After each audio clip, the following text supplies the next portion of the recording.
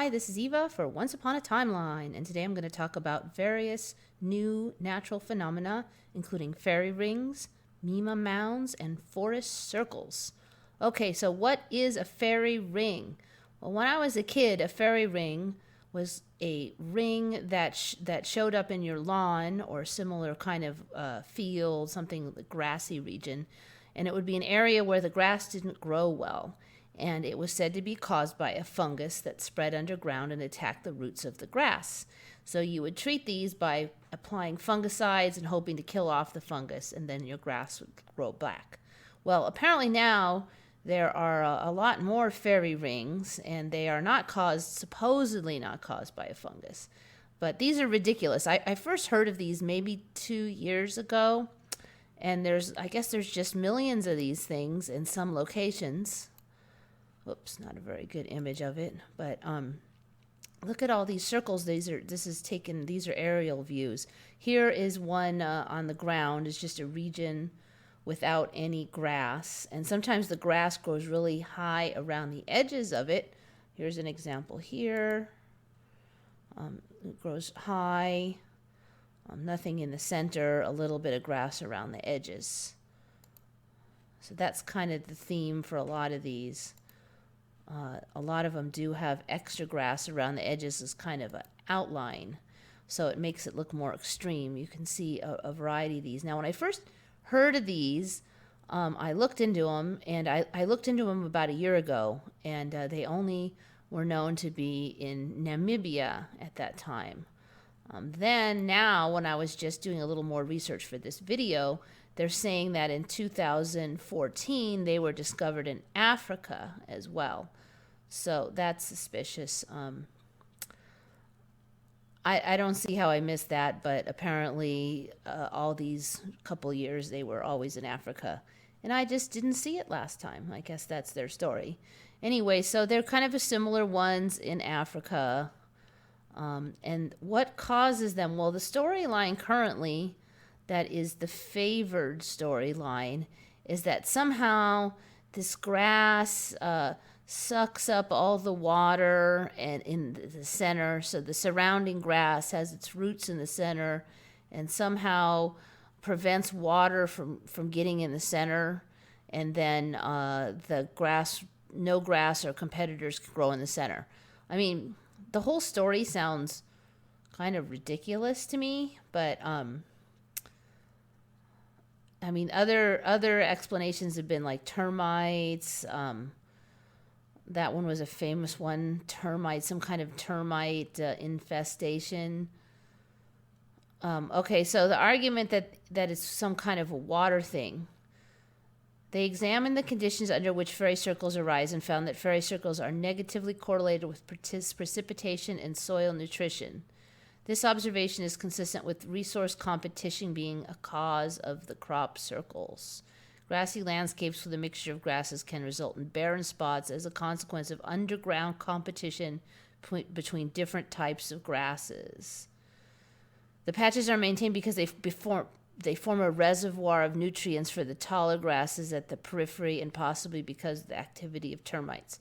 So they haven't ruled out termites. The thing is, though, that in some locations they found no termites in the centers. So using rainfall biomass and temperature seasonality, they can predict with high accuracy the presence or absence of fairy circles in a region.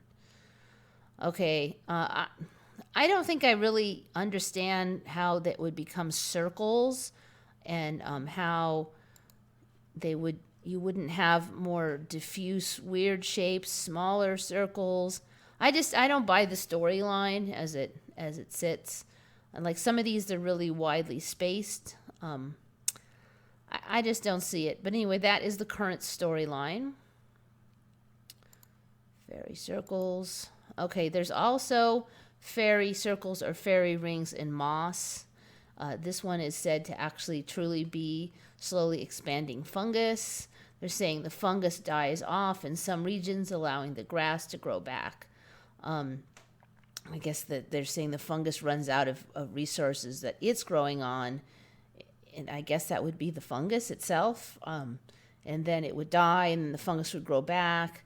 But I don't see how the grass would grow back. I don't see how the grass would grow back if the fungus is still right there so close, making these concentric rings. I mean, that storyline is a little suspicious to me as well, but anyway, there it is. So I think we're going to see more of these.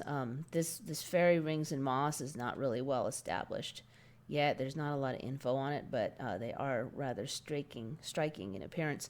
I also saw mention of them being in some Arctic mosses. I'm like, there's Arctic mosses now? Anyway, apparently so.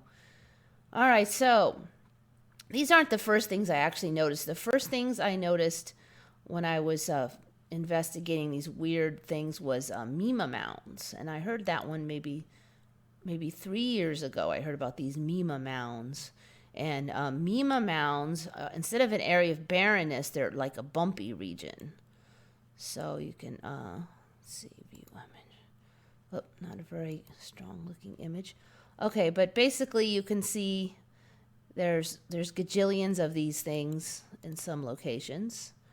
It looks almost artificial to me. There's a million mounds. It doesn't sound like they've really figured out what causes these mounds. You'd think there'd be a lot of research in it, but they're still debating.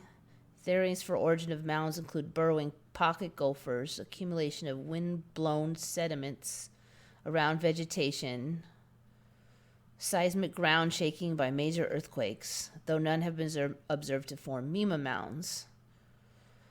Okay, so these Mima Mounds are apparently all over. When I first heard about them, they were I don't remember them being all over, but there's quite a few of them locations that in North America. There is even actually one in my region of San Diego. Conveniently or inconveniently, it happens to be located on private access only. I think it's actually on the military base, so I can't just go and check them out. And I'm sure that would be an excuse for why we're not allowed to, why we never knew about it, because, you just never were allowed on the military base. So anyway, kind of weird Mima Mounds. Okay, so there's another one similar to Mima Mounds, and I really don't know how to pronounce this, but it's Heuweltjie. And these are supposed to be in southwestern Cape of South Africa. And they're another kind of mound. And what's weird is they're not really saying much about it here.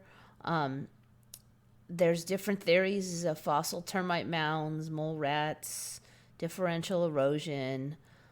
But they're not really distinguishing them well from the Mima Mounds. So I'm not sure why they have a separate name. It's not really clear. I'm wondering if these will differentiate and become more interesting. Right now, you can't really find a decent photo of them even. So I think that might be coming for the future. Okay, one other thing I found that I discovered by accident while researching the Mima Mounds was forest circles. And this one's a new one for me, but apparently there's these rings of area where you can only see them from the aerial photos.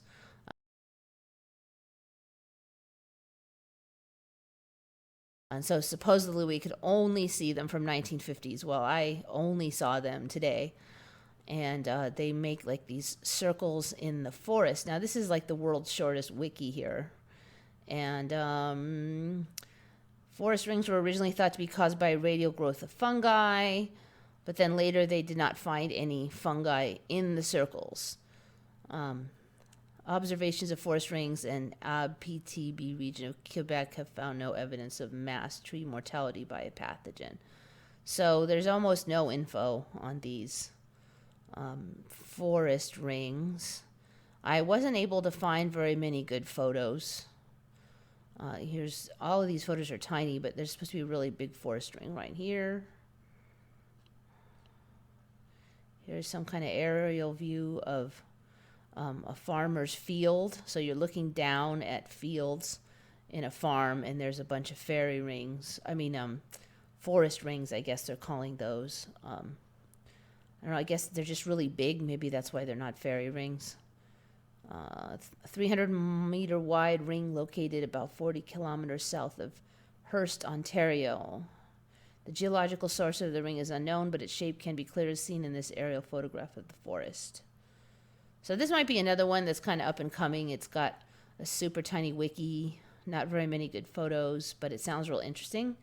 So I think we might see that expand in the future. Anyway, so there's a few of the new weird things for the current reality. This is Eva signing off for Once Upon a Timeline.